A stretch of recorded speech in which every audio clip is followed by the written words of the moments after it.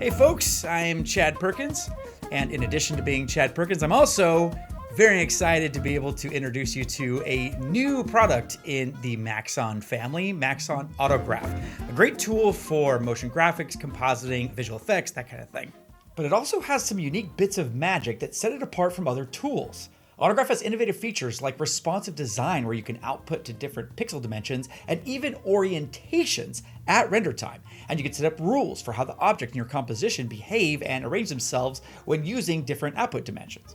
Autograph can also create dynamic graphics by using a spreadsheet to control attributes such as the position of clones in a cloner or what object should be cloned.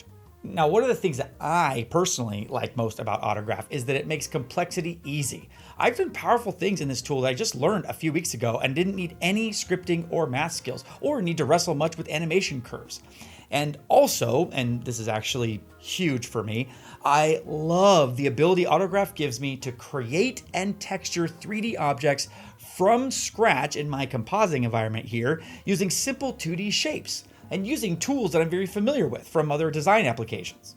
So in this training series, I'm going to teach you what you need to get started making art in Autograph. And, well, actually maybe a little bit more than that too, because it's pretty fun stuff. We'll start out by just kind of learning the software as we make a real-world project from scratch. And we'll learn several of the many ways that Autograph makes designing easier and more creative. We'll learn about how Autograph thinks, the artful way in which it was designed, and the repeated design motifs in Autograph, and how all of that stuff helps you get the most out of using Autograph. We'll then look at a big real-world project. I had so much fun making this, and I created it after only about 3 weeks using the software. So we're going to look at all the interesting pieces here and talk about how I made them. We'll then have a tutorial entirely dedicated to the benefits of using Red Giant tools inside of Autograph, as well as some tips to get the most out of that relationship.